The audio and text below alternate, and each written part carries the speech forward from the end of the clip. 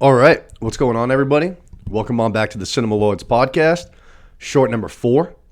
And for those of you guys that are watching on YouTube, you will see that I'm in here by myself again tonight, just me, myself, and I. Going to do another Francesa, and I'm going to be talking to you guys about 2 different shows. First is going to be Ted, and then Fargo Season 5. Before we dive into those, though, I just wanted to say, first off, thank you to Menners in the KMS network for allowing me to continue to post the show onto that network. It's a great way for the show to be seen by new eyeballs and hopefully pick up some new listeners. So I just really appreciate that. Thanks a lot. And then the second thing is I always want to keep you guys informed on what I'm watching because it's probably going to be something that I'm going to be covering on the show. I did just watch the first episode of True Detective, and I did like it quite a bit. So I'm probably going to hopefully be diving into that as long as, the show is continues to be good. The second episode is already out. I'm actually going to be watching that later today when I get out of here. So I'm looking forward actually to watching that. So I'm hoping that this season's good. I'm hoping along the lines of season 3 because season 3 was very solid. Obviously season 2 was a disaster. Season 1 is one of the best episodes of television. So I think anticipating anything like that or expecting anything like that is kind of ridiculous. But I think season 3 was a good middle ground between the two. And I'm just hoping to get something along those same lines again. So go check that out. HBO. It's in the Sunday night slot, the big money time slot. And that's something, like I said, that we're probably going to be talking about in the future on the show. So now that that's said, let's dive into our 2 reviews tonight. Like I said, Ted, Fargo Season 5. I'm going to start off with Ted. Ted is a prequel to the 2 movies created by Seth MacFarlane. And it's on Peacock. 7 episodes, dropped all at one time for you to binge. And I think I speak for a lot of people when I say that when I first saw this, I was very, very skeptic. Right away, you see that it's John from high school, and I feel like the way things are right now with the wokeness and the PC, I didn't know how far they were going to push the envelope with a high school kid and a character like Ted. Also, just the general look of the kid that plays John, Max Buckholder. He just doesn't have the look. Like, I wouldn't believe that kid would turn into Mark Wahlberg. But I feel like he's got the mannerisms and like the accent and just the way he carries himself the same way that John does in the 2 movies. It is still created by Seth MacFarlane, so that's a good thing. It's on Peacock, which is weird because Peacock doesn't have too much original content. So I think there was a lot of question marks on people's minds about just how good this show was going to be. And I got to say, it exceeded my expectations. By a lot, I would say, because I was pretty skeptic. I thought this was going to be pretty lousy. And it's honestly some of the hardest laughs that I've had in a very, very long time. I found myself belly laughing multiple times. I really, really enjoyed this show. I really hope that we get more of it, which it does seem that we're going to. MacFarlane was asked about it, and he said as long as there is a hunger for it from the audience, that there will be a second season. So I think that that's awesome. I'm going to go through each episode kind of real quick, 1 through 7. I did rank them as far as how much I liked them, kind of based off, basically how many laughs I had or just the plot of the episode.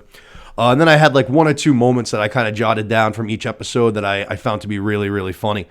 So let's start with the first episode. We get our pilot. First episode, first taste of what the series is going to be. And right away, we're introduced to the family, Maddie, Susan, Blair, the people that we're going to be following outside of John and Ted.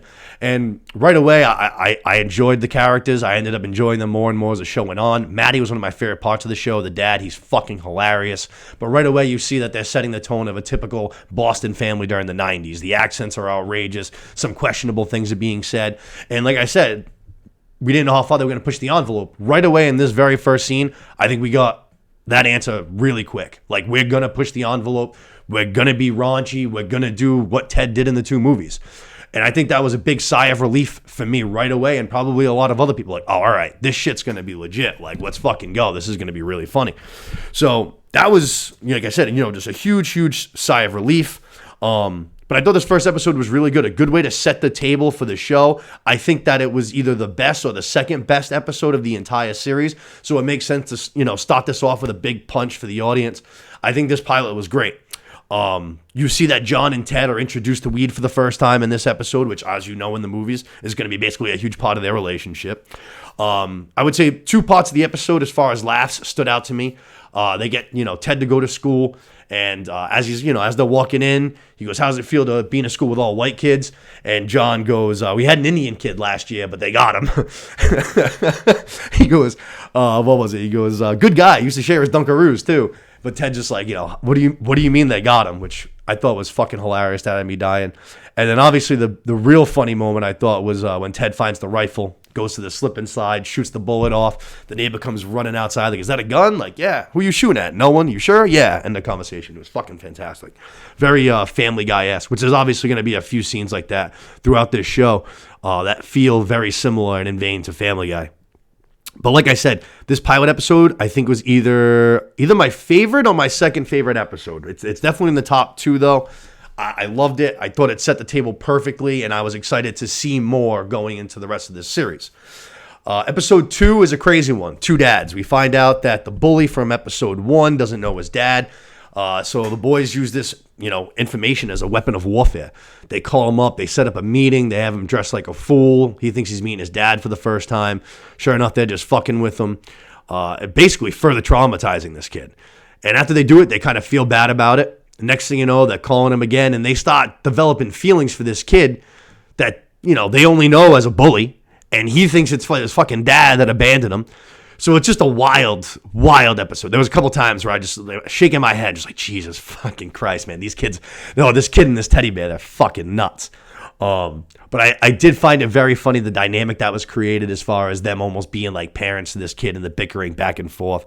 The bickering between young John and Ted, I thought, was perfect if you compare it to the movies. I thought it was a seamless transition.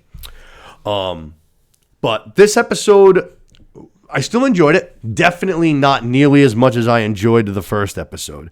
But it definitely had some good moments. It was a great, great episode for Maddie. Like I said, Maddie's probably my favorite character outside of John and Ted. And he had me dying a lot, but this was one of his better episodes. He's refusing to get a colonoscopy. He doesn't want to do it. And we find out it's because he is scared of saying things about the war while he's under anesthesia. So he convinces Blair to go with him to make sure that he doesn't say anything while he's, asleep. And of course, that's not allowed. So she ends up sneaking in under the gurney into the surgery room, which is, again, almost kind of Family Guy-esque. But then they're really going to bring it home because as soon as he's under, they're going to start making fun of his dick. And then you got one doctor who goes, guys, I'm getting some sexual pleasure from this. The whole thing, you don't see the doctors when they're talking. It's just like focused in on, I think it's Blair underneath the gurney. But it was very funny. I laughed very hard at that one. But like I said, that was a very, very Family Guy-esque scene to me. But like I said, this episode, while still good, just not as good as the pilot to me. This is kind of like a middle tier episode for me. I probably have it like fourth, I would say, something like that, probably fourth. At the end, I'll kind of go through it. Like I said, I have them all ranked, so we'll go through. Episode 3 was the porn adventure, trying to get John his first porn from the adult section of the local video store. I was born in 1993, which is when this show took place. I remember going to Blockbuster a lot as a kid, walking through the aisles and looking at every single movie that was available. I never remember there being a backroom adult only at Blockbuster. Now, that could have been because I was just little and naive and didn't realize, or I guess it could be because that was like a big, a chain, like a big company, basically. Maybe that was more of just like your mom and pop video store that had that kind of thing, which I did have one of those right down the street of me, Pirates Video, I think it was called, but that closed probably by the time I was like 6 or 7, so I don't really remember that one at all. So that whole concept was a little hard for me to even grasp because, it's just something I never experienced. But either way, they have to go through a whole bunch of jumps and loops. They end up getting some fake IDs. And when they finally are able to, get into the back room, they rent out like 12 movies, which I thought was obviously very funny. One guy's like, hey, fucking leave some shapes for the rest of us. He's like, not tonight, buddy. But I thought that was, it was funny, but it just didn't totally hit for me. I thought it was lacking a little bit. Another good episode, though, for Maddie, I would say. Maddie takes Susan out to dinner. And he's just making a big deal out of everything. Starts with the food. Why is this steak so much money? He ends up getting the children's steak for $9. He gets the word search that he's doing. he refuses to try Susan's food, just kind of like a kid, be like, no, no, no, no, no. Susan finally convinces him to try, and he's like, oh, fuck me, this was delicious. Again, very childlike in every sense of the word, which we know that's his character. Immaturity is off the charts. And then he gives her a nail to put into the food so that they can eat for free. So that was all good. While that's happening, they finally get the pornos home. The porno gets stuck in the VHS and the tape player. So they go on a little retrieval mission to try and get a new one. As they get back from dinner, though, Susan ends up seeing the tape, and she assumes it's Maddie's. So sure enough, she goes at him full-blown porno style. He's not about it. He doesn't even really know like why she's acting the way that she's acting. Eventually, Blair's going to take the fall for this entire thing and kind of helps the boys out, helps the boys get off one. And I thought another funny part is the way that it ended. John said that he was never going to jerk off ever again, and then laid out exactly like what porn would be watching nowadays, like in the future.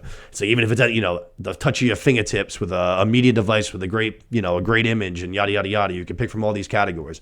Literally like perfectly describing what it's like to, watch porn in 2024. So I thought that was very funny. Episode 3, though, to me was not great. I didn't like this one very much. I think I had it second from last, so I have it in the 6th hole, I believe. But this one was just lacking for me, especially the Ted and John storyline. Like I said, the Maddie stuff and the Susan stuff at dinner and the porn video from their end was good. But the rest of it kind of could take it or leave it. That brings us to... That brings us to episode 4, which is the Halloween episode. I am a sucker for a nice holiday-themed episode. I love going back to that stuff. Say, like, the one that first comes to mind because it's recent was the Halloween episode of WandaVision. I've gone back and watched that a few times. For the OC fans out there, the Christmasa episodes, those were great. Family Guy's got a bunch of good Christmas and Halloween episodes. And we got another Halloween one here. And this episode I thought was fantastic. This is my 3rd favorite episode. I fucking died pretty much from start to finish because this episode starts off great and it never, ever, ever slows down. This one, honestly, it might even be better. It might even be like in the top 2. This episode was really good. I loved it a lot. But we start off, flashback to Halloween's prior, and we got John and Ted on the roof of their house just lasering eggs at kids as they come by and just verbally assaulting them for having terrible costumes. And like there's the one kid who's the Hulk, and he's got the t-shirt, he's I am Hulk smash, and he's just like, if you have to have a t-shirt on, then you're not the fucking Hulk. But I just thought this was such a funny way to start the episode. Like I said, just lighten these kids up with eggs. So I thought that shit right out of the gate was funny.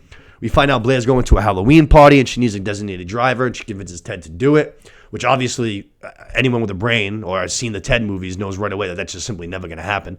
Now that he's found weed, he's going to be smoking. He drinks. He's snorting pills. He's having himself a grand old time. And obviously when they get ready to leave, Blair's like, yo, what the fuck? So she decides she's going to drive. As they get ready to leave, her professor comes over, which right away I was like, all right, this guy seems creepy.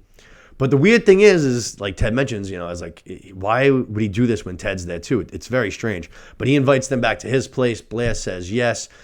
Ted's right away getting the vibe like this teacher's trying to, friggin' roofie this girl. So he gets them the fuck out of there. They end up crashing their car, which leads to some good scenes between Ted and Blair that I enjoyed a lot. But it leads to them also having to go back to the professor's house to use his phone, which is where we find out that the teacher doesn't want to fuck Blair. He wants to fuck Ted. And he wants to fuck Ted, preferably in a big furry outfit of his own. This was great. I also loved how Ted said he didn't want to fuck a teddy bear, so he was like, I could be a unicorn. I think he said I could be a rabbit, like whatever animal you want. Very, very funny. Reminded me of the Entourage episode where Turtle meets the girl online. I think it's on Craigslist, and she wants to be fluffies. I think he's like a rabbit, and she's like a chipmunk or some shit. But that whole thing was very, very funny to me.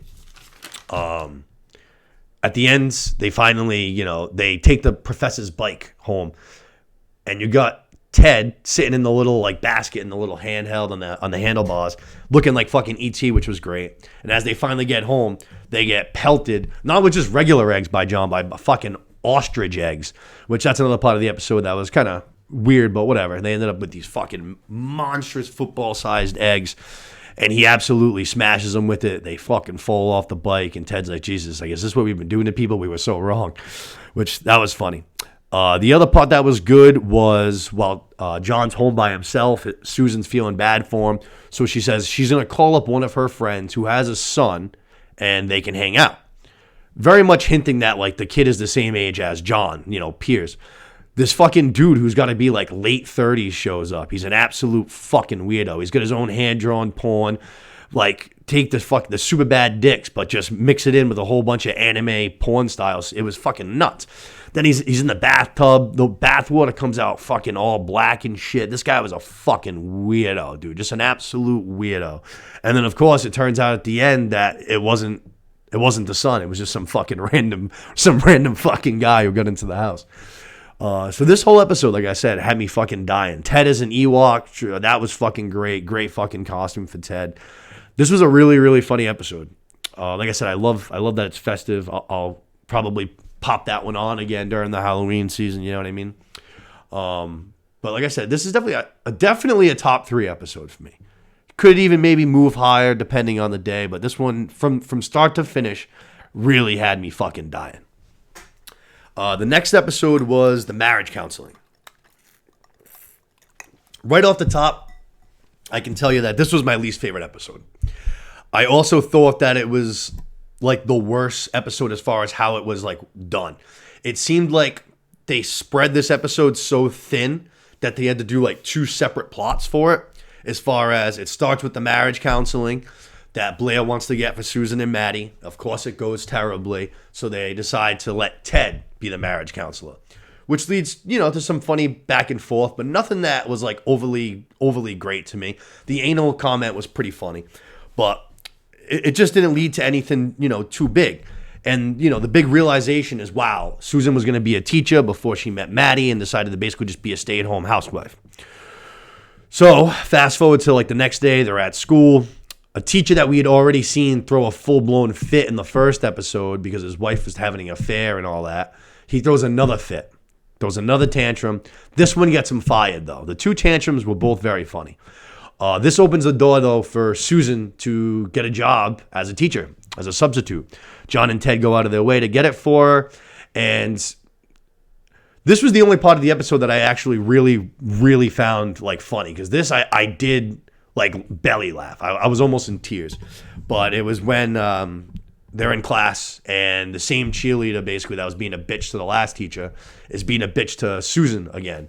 And Ted just fucking unloads the entire clip, puts it sideways, as Steve Carell would say, kill shot, kill shot. The nose job, your dad's really your uncle, an eating disorder, you're a virgin. And then the line at the end was fucking great. It was, I did write it down, but he was just, oh yeah, so let's hope you're giving them fellatio, so something's going down your throat besides your fingers. It was an absolute demolition, destruction of a human being. Absolutely just destroyed. She runs out of the classroom crying. And I liked Ted too. He was like, we don't do much with Susan at home, so I felt the need to stand up for her here. But that was the only part of this episode that I really enjoyed, that I really found funny, that really hit for me. And that was it. Like I said, it seemed like they were spread too thin. The plot was 2 separate plots that they kind of smashed together into one episode. And even with that, it was still the shortest episode of the bunch. So to me, that kind of says more along the same thing, you know what I mean? That they didn't have enough, and it was just enough, and they kind of crammed it in.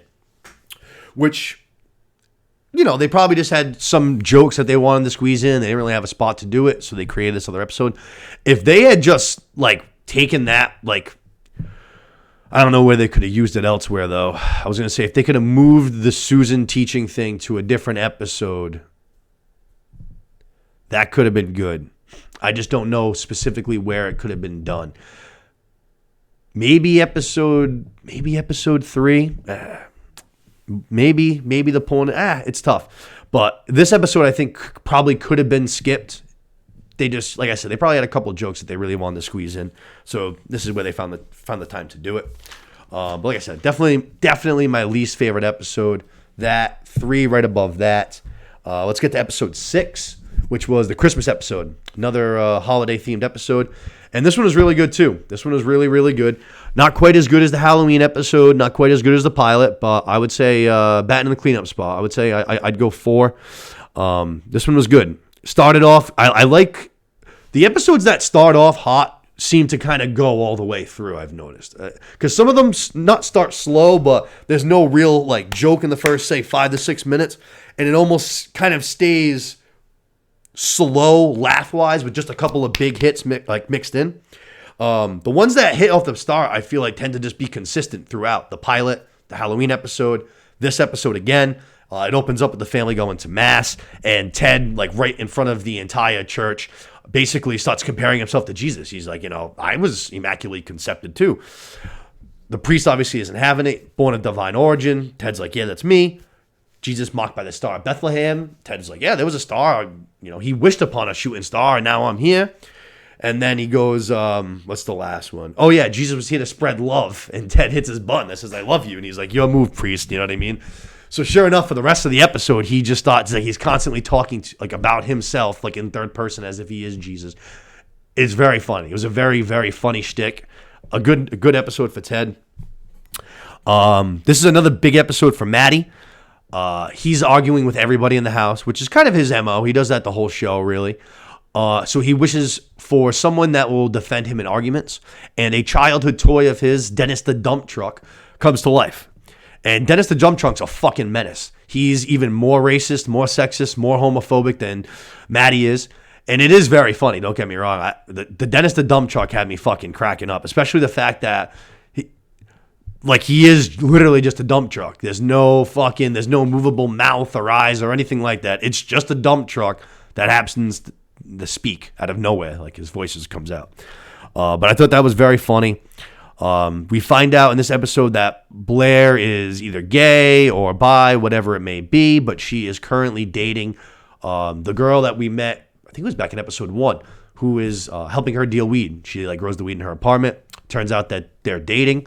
And to the surprise of, I don't think anybody watching this show, Maddie and Susan don't have the easiest time accepting it, especially Maddie, to the point where Blair is it seems like basically move out. It seems like she's gonna be leaving, but kind of leaving for good kind of thing, which is when Maddie decides to be like, all right, you are my niece and I love you very much, and while this might be kind of weird for me, I accept you, I love you. It's a nice little moment for Maddie, which he has a couple of nice little moments where he shows that he isn't just a fucking over the top racist from Boston. Dennis the Dump Truck sees this whole thing, so he's kind of feeling betrayed. He's like, yo, what the fuck? You're taking her side over me? You wished me to life for this exact reason. Then he tries to basically kill Maddie by tripping him down the stairs, which was very, very funny. And then, of course, it turns out that the old stereotype of the guy who's always gay bashing and all that stuff, the homophobia, is secretly gay. So there you go, Dennis the Dump Truck. He's heading down to P-Town, which was very funny. He's got the gay pride sticker on his bumper. But pretty damn funny. I thought a pretty funny episode. I laughed a lot. This one was definitely the one that was probably the most over the top as far as pushing the envelope comedic-wise. But I thought it was a really good episode. I enjoyed it a lot, like I said. I enjoyed the holiday theme always, and this would be my four hole. Good episode. Which brings us to our last episode, our finale, The Sexual Adventure of John. This episode I fucking love. I love it. I think it is probably my favorite. The pilot, this, and Halloween, depending on the day, could all be moved around a little bit. But this episode, I think, is absolutely hysterical. And if I had to answer today, I'd probably say it's my favorite episode. John realizes that he is the only kid in his grade that is still a virgin. Even the two nerdy kids, which was hysterical. I might be gay, but I know I'm not a fucking loser. He's got the accent. Very, very funny. Ted's going to help him lose his virginity. Right away, it just hit fast. He goes, don't worry, buddy. There's a lot of alleys in Boston. One of them's got to have a glory hole. And if not, we're going to Worcester, which was fucking great. The people outside of this area sometimes, even with Family Guy, must have just no idea how some jokes are.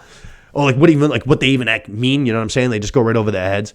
But this shit smacked for me. I fucking died at that. I thought that was great.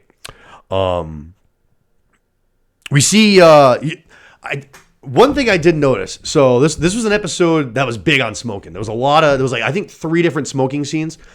And like I said, the pilot, we're introduced to them smoking weed. At the end of that pilot, we see that they like got a bong.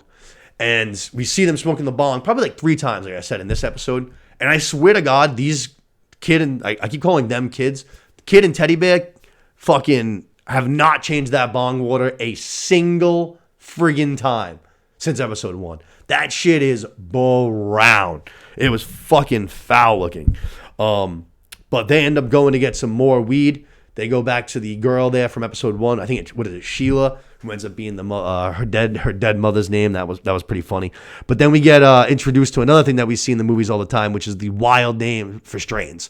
I can't remember all of them, but the one that stood out to me was Why Won't the Pea Start? That one cracked me up. But there's a few times in this show that we see how things are created in the movies of Ted. You know what I mean? So this was one of them. The introduction to weed was another one. The way this episode ends is one of the big ones. But all that, like I said, was very, very funny. We get to John has got a date.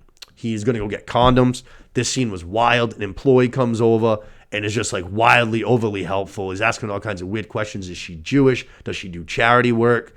And then he says to John, he's like, I've been seeing you shopping here for years. Like I've been waiting for this day, which is just fucking... I would have ran for the fucking hills. I would have said, fuck these condoms. I'll go to the next pharmacy. I would have been hightailing it the fuck out of there if this was me.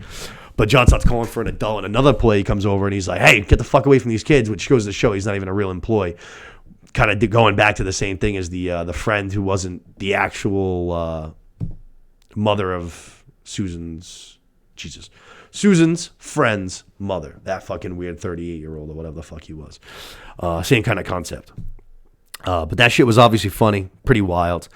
Now we get to the part that wasn't just my favorite part of the episode, but it might have been the hardest I laughed in the entire series. Ted sets up the first date. He's driving. We have John and his date riding on the roof of the car, dressed like Aladdin and Jasmine, sitting on top of the magic carpet. Hysterical, wicked funny. Ted has to like swerve. I think it's like a squirrel or some shit like that. Of course, the kids go flying off the car, and Ted goes running over to fucking John. And he goes, John, you all right, buddy? And he's like, Teddy, did I sex? Oh yeah, buddy, you sexed so good. Fucking died right away again. Then we get to the hospital. They're in the the little emergency room or whatever. And he's like, oh, doctor, I don't know how this happened. We were in the car. We had our seatbelts on. We were driving responsibly. And fucking the doctor's like, yo, like, I've seen this before. I've seen the carpet burns. He's like, I know when kids have been a whole new worlding, which that uses a verb is fucking hysterical. And then he leaves the room and 60 seconds later, he comes back in. He goes, I need the room. We have another one. And it just shows another couple dressed the exact same way with scratches all over the fucking self. I was geeking out watching that part. Like, couldn't even fucking breathe. Absolutely hysterical. And then the episode ends really, really strong. Like I said, this episode bangs from start to finish. But we finish off. He's finally about to have sex with his date after prom. And it turns out on the TV, the OJ chase is just starting out, basically. And his date's captivated by it to the point where she can't even focus on sex anymore, which is a callback to an earlier story in the episode between Susan and Maddie. So that was good, full circle comedy. But to have the OJ chase pop in like that was the thing I was least expecting in the entire world. And it was fucking slapped. It was hysterical. And then to end the episode and to end the season, Ted and John is sitting outside having another smoke. And sure enough, what happens? Thunder and lightning crackles, and the Thunder Buddy song becomes a reality. The first time that they ever make the song is to end the season, which I thought was a great way to end the season, end the episode. And like I said right off the top, this was so much better than I was expecting. The people that I've talked to, a couple of them have been on the podcast, say Seth, Kalos. They've both told me that this is like the hardest that they've laughed in a long time. Another one of my buddies, I told him about it. I watched it with my girl. She loved it. Like everybody that I've talked to that's watched this show so far has really, really, really enjoyed it. I think all of the things people were worried about ended up not being a worry at all. They were all answered and taken care of, and it was a good damn time. I hadn't laughed this hard. I'm definitely going to watch it again. And I hope to see more. Like I said, Seth MacFarlane said as long as there's a want from the audience for it, then he'll do more episodes. I don't see how there wouldn't be. I saw that this was the most streamed, I don't know if it was just in general, piece of media on Peacock or if it was Peacock, self-made. I think it was just in general, like as a whole. And mind you, that was right after the football game was streamed on Peacock, a playoff game. And I think Ted ended up beating that as like the highest streamed thing in Peacock's history. So clearly there's people that want more episodes, that liked this show, that were watching this show. And I think this is the kind of thing where I don't think if they do more episodes, I don't think it'll be a huge layoff. Like, I don't think we'll be waiting 2 years for more episodes of Ted. I think this is probably something that's a little bit easier to make as long as you have the jokes and the plot and the storylines. So hopefully this is something that maybe we can see late 24, early 25. I don't think that that's crazy. I really, really don't. I could totally be, I could be way off, but I could see a world where that happens, where we get more episodes either at the end of this year, around Christmas time, or at the beginning of 25. But yeah, no, I think everyone would really enjoy this show if you're a fan of Seth MacFarlane and Family Guy and Ted. And obviously, if you haven't seen the show and you were just listening to all that, well, shame on you, because I basically just ruined the entire show for you. But I'd love to hear, what the audience thinks, so leave something in the comments if you liked this show or you didn't like this show. For the Minifans out there, the show's been getting bashed a little bit sarcastically on the Minahan show the last couple of weeks. But I don't know. I don't think any of them will watch it. It seems like I feel like if Coleman watched it, this would be something that he would like. But who knows?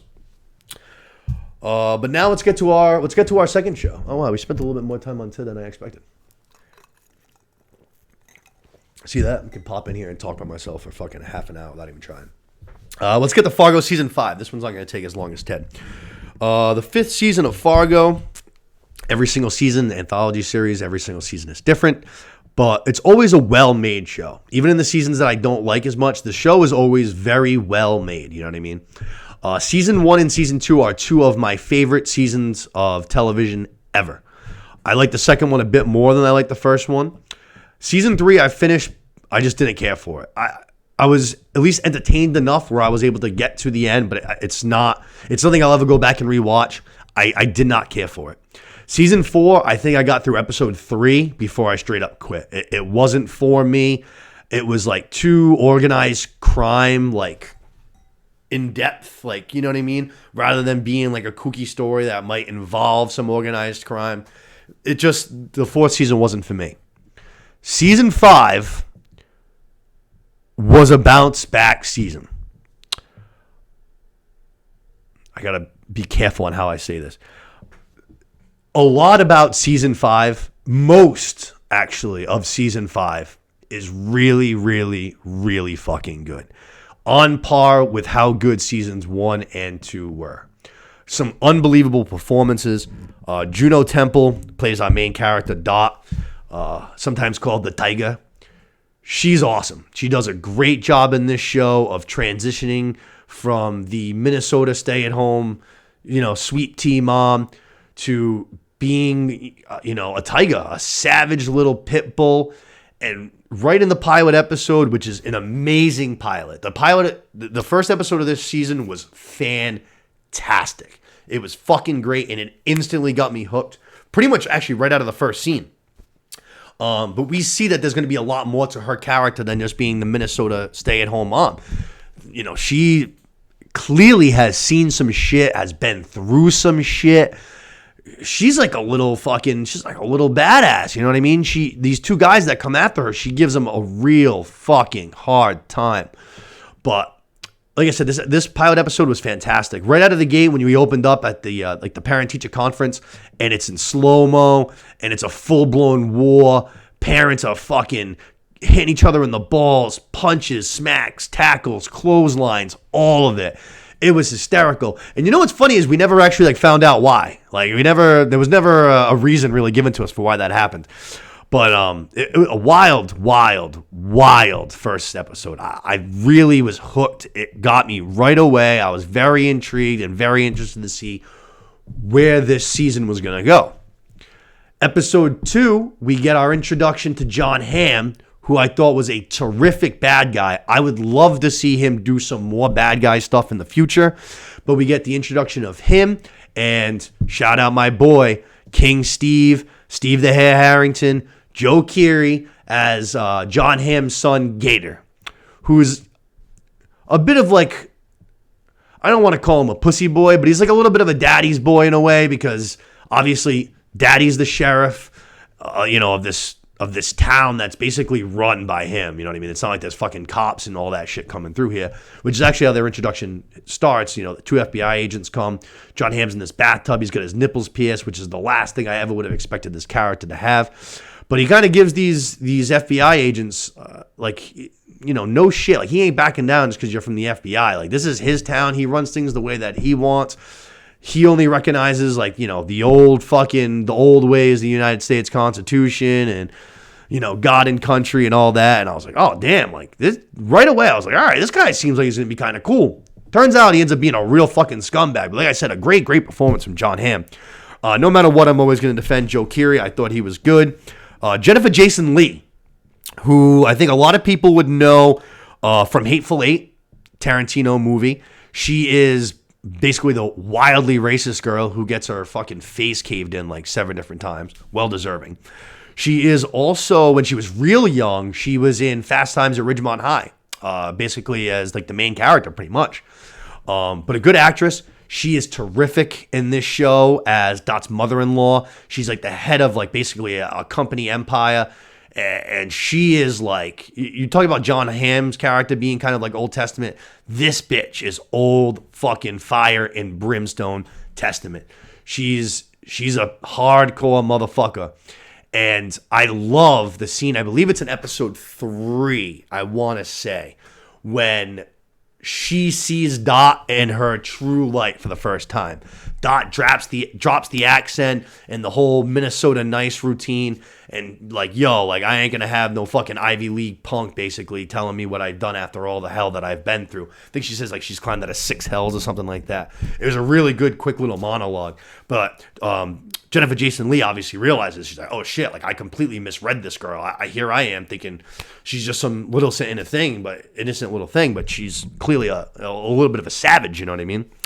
And then the last one I wanted to mention was Sam Spurrell, who plays Old Munch. He is the guy who does, like some of that demonic, the flashbacks. He's covered himself in mud.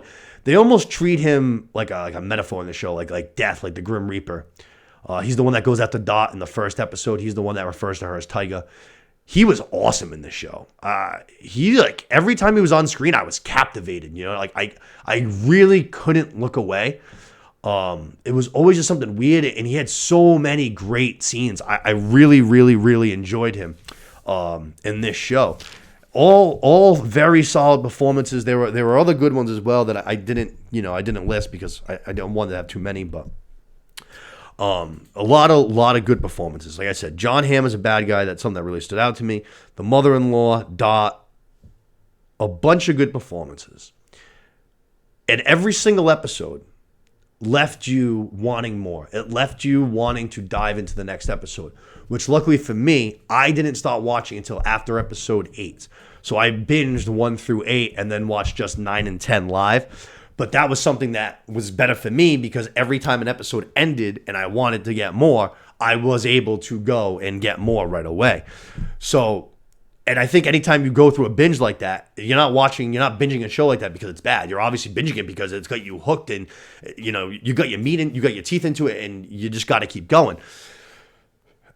Episode 9, I watched live. It's a great episode, and it's a perfect penultimate episode because it sets up so many parts to blow up in the finale.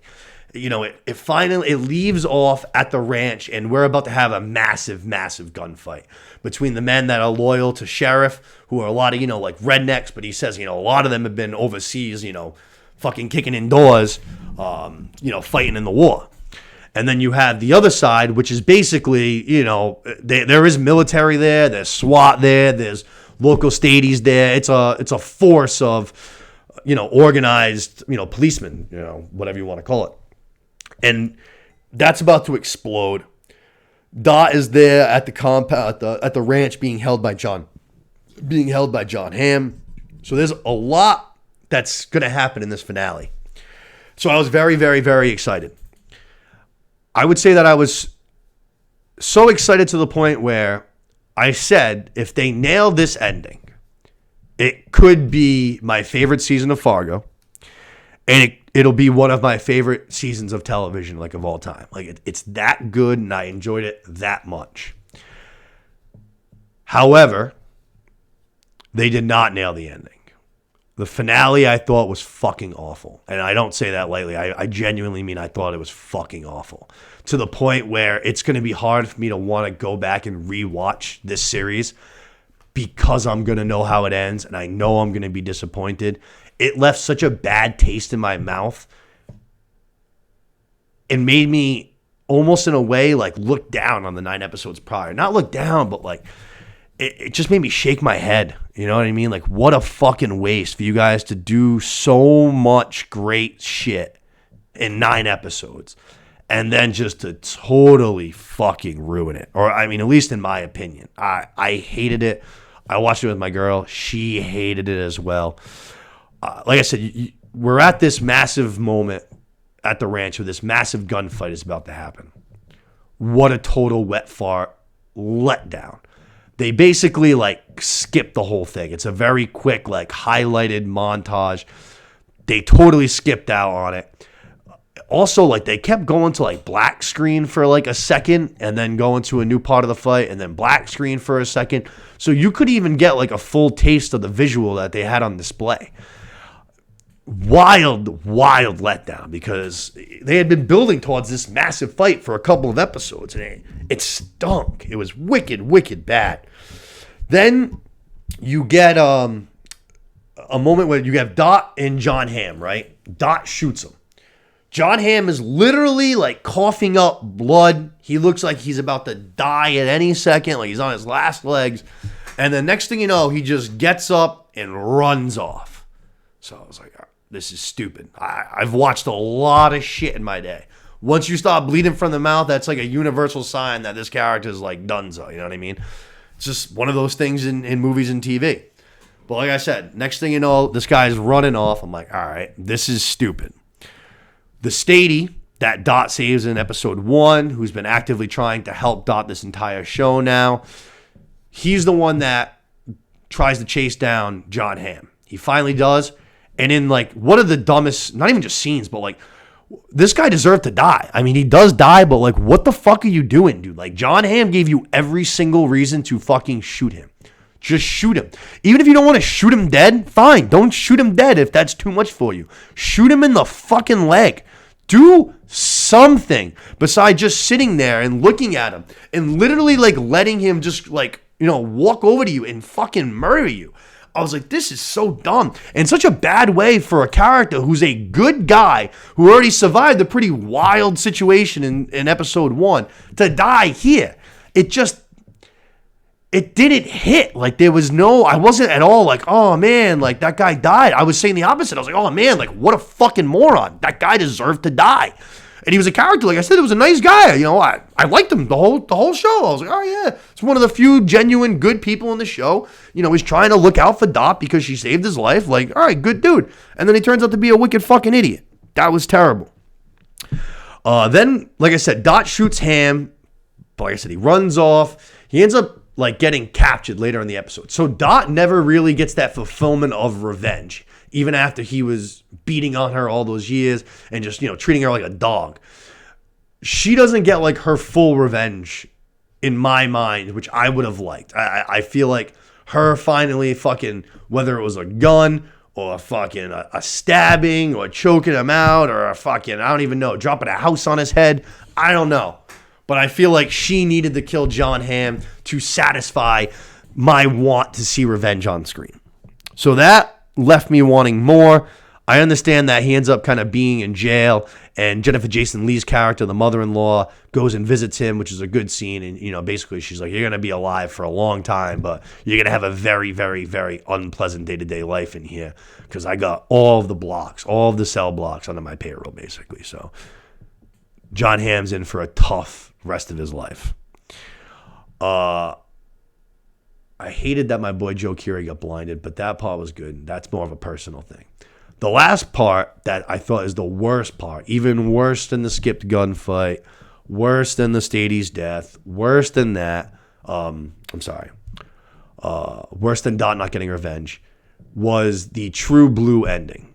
When Old Munch is sitting on Dot's couch, waiting for her to show up at home. She shows up with her family. And he's like, yo, just because I saved you, like, that doesn't mean that this is over. Like, you were in a cage, so I let you out, but we have business that needs to be settled. Basically, like, we got to fight to the death. And I was like, oh, shit. Like, I, like, almost sat up in my chair, and I was like, oh, fuck. Like, here we go. Like, this finale has sucked so far, but, like, here it is. Like, this is the moment. This is what we're going to remember from the finale. And everything else is going to kind of just be like, whatever. Fuck it. And again, a total wet fart. Even more disappointing than the rest of the episode as a whole. Dot literally just is like, nah, fam. Like, that's just not going to happen. And just, like, goes into the kitchen and just starts acting like everything is cool as shit. Talking to her husband, talking to her daughter. She pulls out the Bisquick again. She starts fucking stirring up pancakes. And she's like, hey, Old Munch, rather than fight to the death, you want to come in here and help me fucking stir the pancake mix and make some pancakes? And he's just like, okay, yeah, I guess so. That sounds like a good time. And that's the end of the fucking show. It's fucking insanity to me that nobody said, yo, this is the dumbest finale of all time. Like, straight up, to have that good of a season of television and then to finish it that badly is fucking insane to me.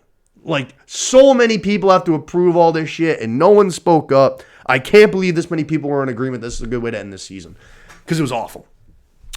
And now, like I said, this was right. This had the ability to be my favorite season of Fargo.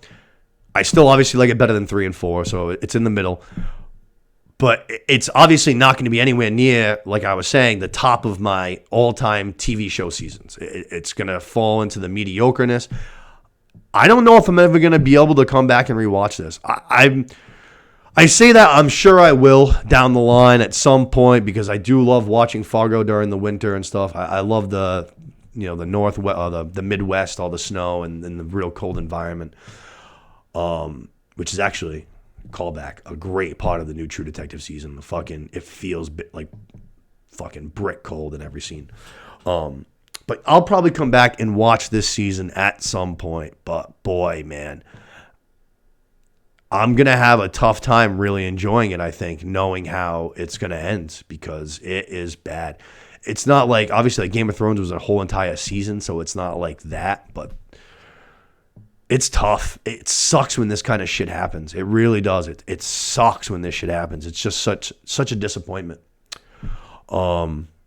But that's all I got, I think, on season 5 of Fargo.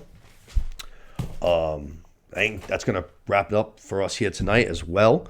I hope you guys enjoyed this little episode. I would love to hear what you guys thought about Ted and Fargo. So tweet, DM, comment on YouTube, however it is. Let me know what you guys thought.